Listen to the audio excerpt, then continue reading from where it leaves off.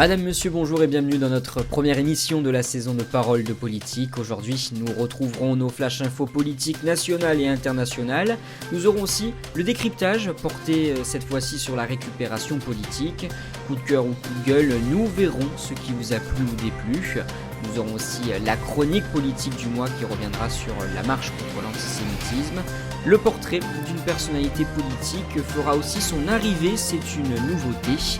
Et nous terminerons sur la fameuse parodie politique.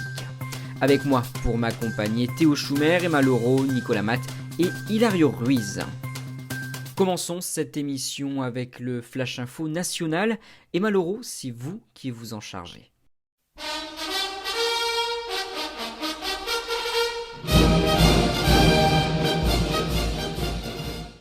Bonjour Justin, bonjour à tous. Rendez-vous devant les juges pour Éric Dupond-Moretti. Le procès s'est ouvert lundi 6 novembre. Le garde des Sceaux est poursuivi pour prise illégale d'intérêt. Il est soupçonné d'avoir usé de sa fonction pour régler des comptes avec des magistrats. 2 dossiers sont concernés dans cette affaire. C'est la première fois qu'un ministre en exercice comparaît devant la Cour de justice.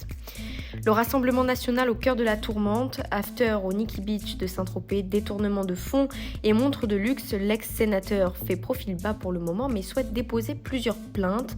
Le maire RN de Fréjus, David Rachlin, est en difficulté après la parution du livre Les Rapaces, dénonçant, selon les dires de la journaliste Camille Vigol-Lecoat, la mafia varoise de Marine Le Pen. Nouveau 49.3 pour le gouvernement, ce 26 novembre après le rejet à l'Assemblée nationale d'une motion de censure par la France insoumise, Elisabeth Borne a de nouveau choisi de recourir à l'article 49.3 de la Constitution. Elle a souhaité faire adopter le volet dépenses de sa loi de programmation budgétaire. Il s'agit du 19e recours à l'article durant sa fonction. Éric Zemmour devant la justice, un procès est ouvert pour diffamation. Pour le polémiste, des avocats ont étouffé l'affaire Jérémy Cohen. Le jeune homme de confession juive a été mortellement percuté en février 2022 par un tramway. Examen du projet de loi immigration, les parlementaires se sont penchés sur le texte de loi adopté et durci par le Sénat. À l'Assemblée nationale, où le camp présidentiel n'est pas majoritaire, le gouvernement va tenter de trouver une voie de passage. Les enfants sous haute protection, Elisabeth Borne a présenté son plan pour lutter contre les violences infantiles. Objectif, renforcer les structures d'urgence et d'accompagnement et mettre l'accent sur la prévention et la sensibilisation. Et enfin, comment mieux vieillir en France ? Les parlementaires ont commencé l'examen de la proposition de loi Bien vieillir de la majorité présidentielle. Le texte crée notamment un dispositif pour lutter contre les maltraitances.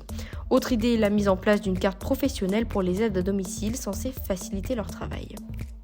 Merci Emma. Une nouveauté dans cette émission, le portrait politique. Nicolas Matt, vous inaugurez le principe et pour ce portrait, vous avez choisi Napoléon. Un choix pas laissé au hasard, notamment par rapport à la sortie du film intitulé du même nom, courant le mois de novembre. Plongeons-nous dans les pages épiques des champs de bataille du 19e siècle, où émerge un génie militaire incontesté, Napoléon Bonaparte. Ce stratège hors pair a redéfini l'art de la guerre avec une vision tactique inégalée. À Austerlitz, Napoléon orchestrait des mouvements habiles, anticipant chaque pas de l'ennemi avec une clairvoyance exceptionnelle. Sa stratégie de manœuvre rapide et de concentration des forces à des points cruciaux était un ballet militaire, une danse où chaque mouvement était minutieusement calculé. Imaginez ces troupes se déployant en colonne serrée, une formation mobile et redoutable, l'artillerie grondait créant une symphonie de destruction. Napoléon comprit l'importance vitale de la logistique, veillant à ce que ses hommes soient bien approvisionnés, une logistique fluide pour maintenir l'efficacité opérationnelle. Et parlons de la cavalerie, menée par des redoutables cuirassés, une force mobile, un éclair d'acier dans le chaos de la bataille. Napoléon était un maître de la diversion, de l'encerclement, déroutant ses adversaires avec une finesse psychologique hors pair. Innovateur, audacieux, il introduisait des concepts révolutionnaires, comme la ligne de bataille en oblique. Son adaptation rapide aux changements sur le champ de bataille témoignait de son agilité stratégique. Ainsi, Napoléon Bonaparte, ou plutôt Napoléon Ier, architecte de batailles épiques, a laissé une empreinte indélébile dans l'histoire militaire, révolutionnant les normes avec son intelligence tactique et ses manœuvres complexes qui résonnent encore aujourd'hui dans les annales de la guerre. Merci Nicolas. Ce mois de novembre a notamment été marqué par le conflit israélo-palestinien ou du moins israélo-hamas. Une vague d'actes antisémites ont eu lieu en France. Pour lutter contre le phénomène, les politiques ont appelé à une marche. Emma Laureau revient sur les faits. Danse des drapeaux bleu, blanc, rouge et israéliens, marseillaise et chansons juives, la marche contre l'antisémitisme, c'était une réussite malgré les polémiques. Plus de 100 000 personnes se sont réunies à Paris pour manifester et parmi eux, en tête de cortège, se trouvaient plusieurs personnalités politiques. Voulu par le président du Sénat et la présidente de l'Assemblée, c'était un parcours s'étendant sur plusieurs kilomètres entre les Invalides et le Sénat. Si au premier rang du cortège on retrouve Nicolas Sarkozy, François Hollande, Éric Ciotti et bien d'autres, certains se sont fait remarquer par leur absence, notamment celle d'Emmanuel Macron.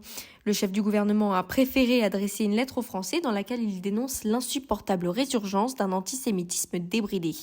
Jean-Luc Mélenchon, lui aussi, manquait à l'appel pour une raison bien particulière, et c'est celle de la présence du Rassemblement national. Accompagnée de Jordan Bardella, Marine Le Pen est arrivée le visage fermé. Quelques manifestants ont contesté leur présence et une intervention policière a eu lieu, mais aucun débordement majeur n'est à déplorer selon le ministère de l'Intérieur. Une actualité politique qui touche aussi une grande partie du monde. Et en parlant du monde, passons au Flash Info International. Théo Schumer, c'est à vous.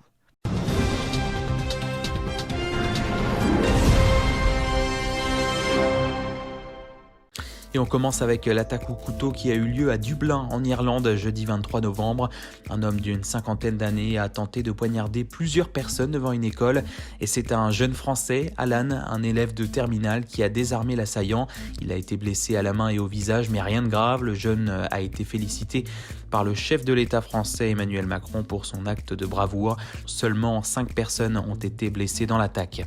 Au Proche-Orient, une trêve humanitaire de 4 jours renouvelable est entrée en vigueur vendredi 24 novembre, après un accord passé entre Israël et le Hamas. 50 otages retenus dans la bande de Gaza doivent être libérés en échange de 150 Palestiniens, détenus quant à eux dans des prisons israéliennes. Dimanche 26 novembre, 17 nouveaux otages israéliens ont été échangés contre 39 prisonniers palestiniens.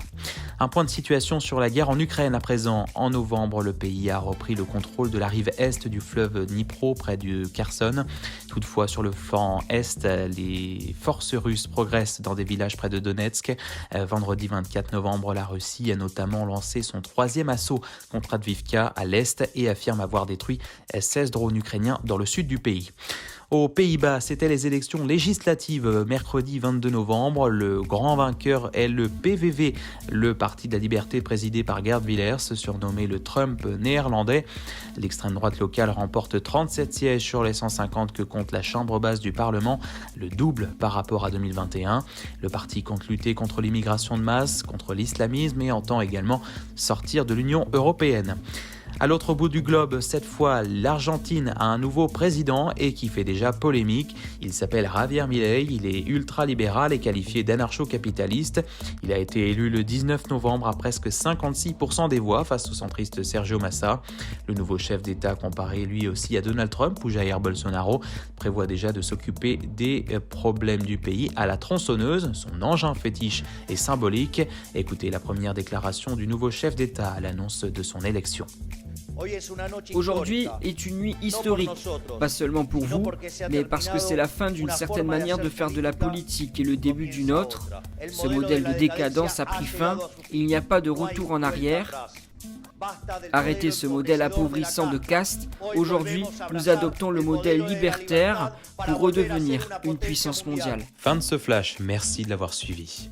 La politique suscite toujours de nombreuses opinions et réactions. Quels ont été les coups de cœur et coups de gueule du mois ? On commence par ce qui vous a plu. Nicolas, vous avez choisi une actualité dont on n'a pas forcément entendu parler et qui pourtant a suscité des réactions dans la classe politique. Dites-nous en plus.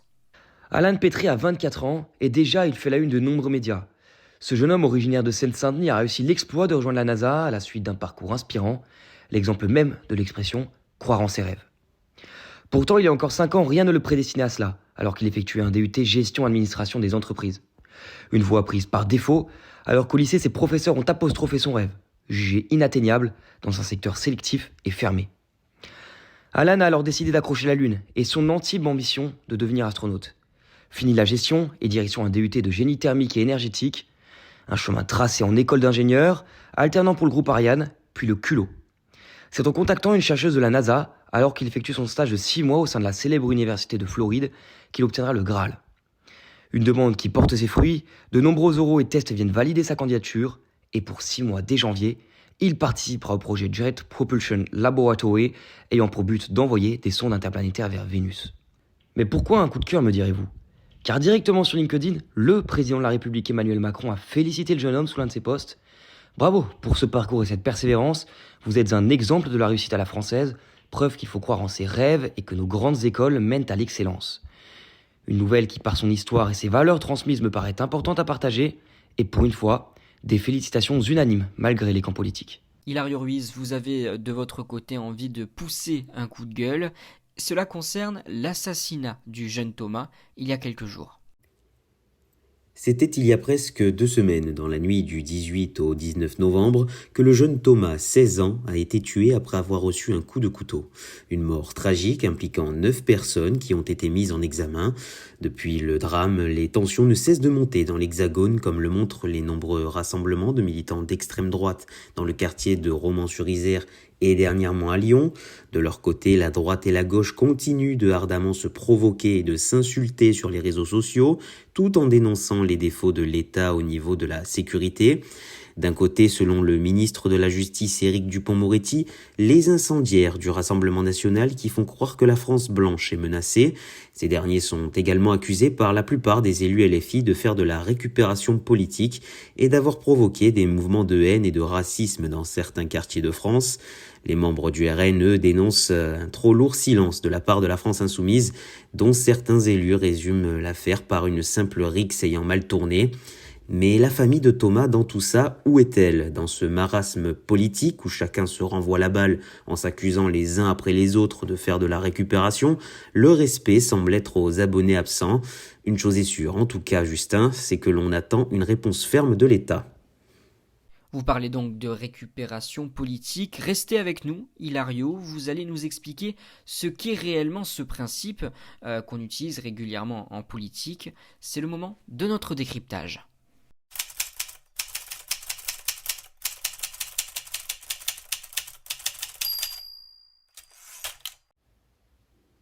En France, la récupération politique se manifeste lorsque des acteurs politiques exploitent des événements ou des questions sensibles dans le but de renforcer leur position, de promouvoir leurs idées. Cela peut se faire de différentes manières, telles que la manipulation de discours, la mise en scène d'événements ou la formulation de politiques opportunistes.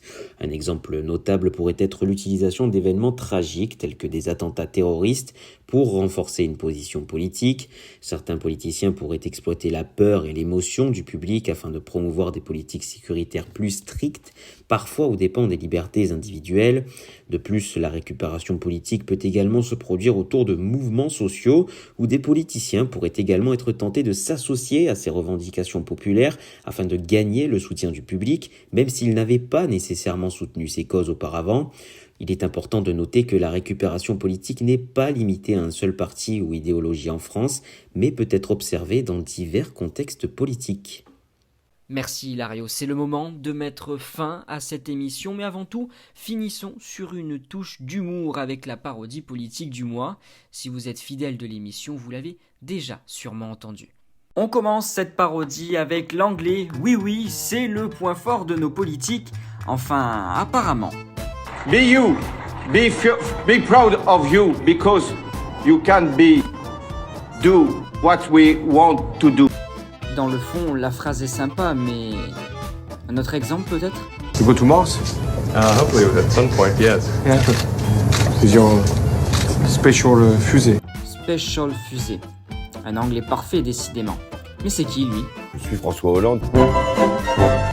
D'accord. Et Anne Hidalgo, elle en pense quoi ? Ça va pas, quoi. Ah, pourtant on le sait, hein, son level, si je puis dire en anglais, est tout à fait correct. We are in the life. We are in our mission. My God. Tout à fait correct. Malgré tout, on a un premier de la classe, hein, toujours comme d'habitude. C'est Emmanuel, bien sûr. Écoutez-moi ça. This is a huge mistake. And to have cooperation between government and private sectors to fix this issue. Par contre, il va falloir penser à mettre un stylo entre les dents, Manu, hein, car articuler semble compliqué en anglais. I don't want to be longer, I was already very long. Ça doit en faire rire plus d'un. Ho ho ho! Silence! Ok, tranquille, on se calme, Jean-Philippe Tanguy. Ah d'ailleurs, Valérie Pécresse, ça donne quoi l'anglais? So on behalf of the 12 million inhabitants of Île-de-France, thank you very much. Ça va, ça passe. On peut mettre 15 sur 20. Ce sera déjà plus que son score à la présidentielle. Heureusement pour nous, des gens sont en mesure de faire de grandes déductions, comme Nabila quand elle découvre une douche dans un avion. Quand même, tu peux te laver et tout dans l'avion. C'est trop abusé. Je me demande où est-ce qu'elle va, l'eau. Du coup, l'eau, elle tombe sur les gens. Oh, mais c'est pour ça qu'il pleut. No comment. Et vous d'ailleurs, oui vous qui nous écoutez, vous y comprenez quelque chose à la politique? Dans tous les cas, ne vous inquiétez pas, Nicolas Sarkozy peut vous éclairer. Vous êtes davantage aimé que ceux qui écrivent que vous ne auriez pas aimé sont aimés. Vous avez compris le truc? Bon, toujours pas compris, mais ce n'est pas grave. C'est déjà la fin de cette parodie. Un dernier mot, Marine Le Pen? Voilà, nous avons un peu le sentiment d'être venus pour rien. Mais c'est pas grave, c'est toujours un plaisir de vous rencontrer. Allez, tant qu'à nous, on se retrouve le mois prochain pour un nouveau numéro de Paroles d'à côté.